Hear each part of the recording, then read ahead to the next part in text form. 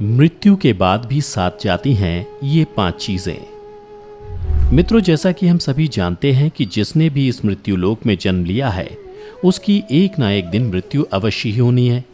और आमतौर पर ऐसा माना जाता है कि जब किसी की मृत्यु हो जाती है तो उसके कर्म को छोड़कर उसके साथ कुछ भी नहीं जाता, परंतु ऐसा नहीं है।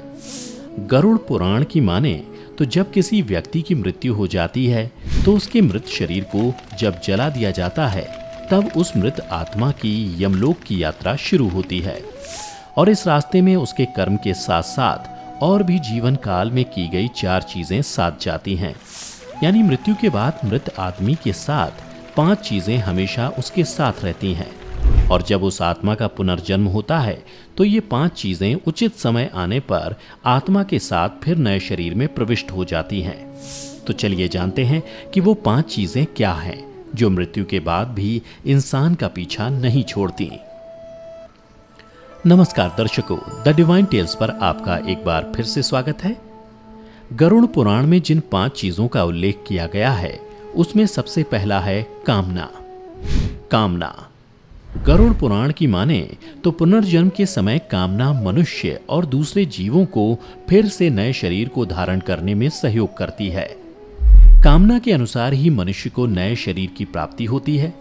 अर्थात मृत्यु के समय मनुष्य जिन जिन चीजों की कामना करता है उसके साथ मृत्यु के बाद भी चली जाती हैं और उसी कामना की पूर्ति हेतु उस मृत आत्मा को फिर से किसी न किसी शरीर का रूप लेकर लौटना पड़ता है।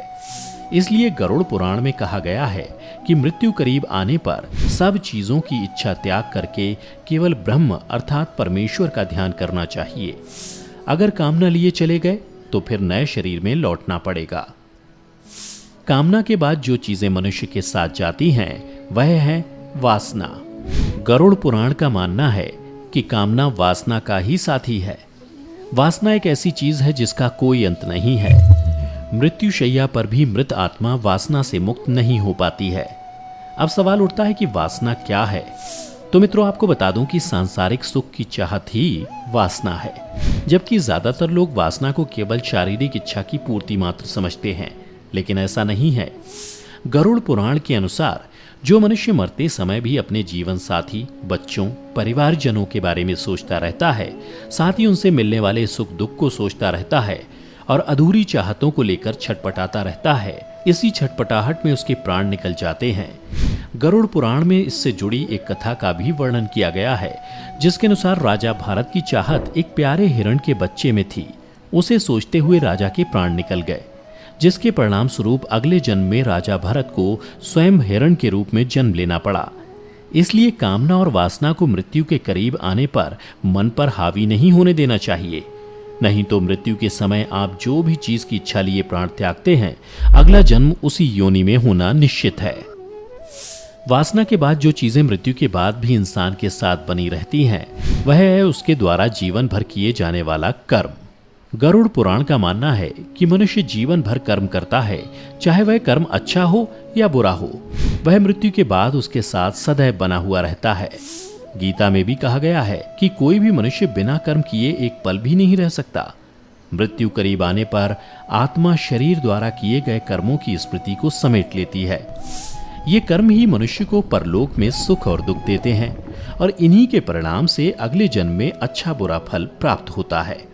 श्री कृष्ण की माने तो कर्म की गति तो ऐसी है कि 7 जन्मों तक पीछा नहीं छोड़ती है, जिसका सबसे अच्छा उदाहरण महाभारत में मिलता है। वाणों की शैया पर लेटे हुए भीष्म ने जब श्री कृष्ण से पूछा कि मुझे ऐसी मृत्यु क्यों प्राप्त हुई, तो श्री कृष्ण ने उन्हें 101 जन्म पूर्व की घटना याद दिलाते हुए कहा कि 101 जन्म पूर्व आपके कारण एक करकैटे की मृत्यु ऐसे ही हुई थी, इसलिए आज आप वाणों की शैया पर पड़े हुए हैं। इसलिए मनुष्य को चाहिए कि वह जीवन में अच्छे कर्म करे, ताकि उसे दूसरे जन्म में उसके कर्मों का अच्छा फल मिल सके। कर्म के बाद गरुड़ पुराण में कर्ज का वर्णन किया गया है, जिसके अनुसार इंसान को चाहिए कि यदि वह जीवित रहते किसी से कर्ज ले तो उसे मरने से पहले जरूर चुका देना चाहिए, क्योंकि लिया गया कर्ज और दिया गया कर्ज दोनों ही जन्म जन्मांतर तक पीछा नहीं छोड़ता है। गरुड़ पुराण में बताया गया है कि कर्ज लेकर मरने पर कर्जदाता जब परलोक में आता है तो अपना कर्ज का धन वापस मांगता है। उस समय यम के दूत कर्ज लेकर मरने वाले का मांस काटकर कर्जदाता को देता है, लेकिन कर्ज का बोझ यही नहीं उतरता। अगले जन्म में भी कर्ज पीछा करता है और उसे किसी न किसी रूप में चुकाना पड़ता है। इसलिए मित्रों, यदि आपने कभी किसी से कर्ज लिया हो तो उसे मरने से पहले अवश्य ही चुका दें, ताकि अगले जन्म में आपको किसी तरह का कष्ट ना उठाना पड़े। कर्ज के बाद जिस पांचवी चीज के बारे में बताया गया है वह है पुण्य, जो मृत्यु के बाद भी मृत आत्मा के साथ यमलोक से लेकर दूसरे जन्म तक बनी रहती है। पुण्य। गरुड़ पुराण में बताया गया है कि आपके द्वारा किया गया दान परोपकार का पुण्य कई जन्मों तक साथ चलता है। जीवन में जब कोई अपरिचित आपकी गरुड़ मदद करे तो ये समझ लीजिए कि वह आपके पूर्व जन्म का पुण्य चुका गया है। शास्त्रों में दान पुण्य को बैंक में रखे धन की तरह कहा गया है, जो बुरे वक्त में समय समय पर काम आता है। इसलिए मनुष्य को पुण्य रूप धन को जीवन भर जमा करते रहना चाहिए।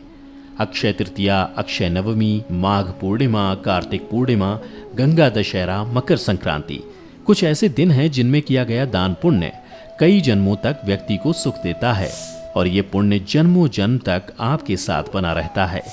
इसलिए मित्रों, मनुष्य रूपी जीवन में गरुड़ पुराण में बताए गए इन सभी चीजों का खास ध्यान रखें, ताकि मृत्यु के बाद आपको सद्गति की प्राप्ति हो। तो मित्रों, उम्मीद करता हूं कि आपको हमारी ये कथा पसंद आई होगी।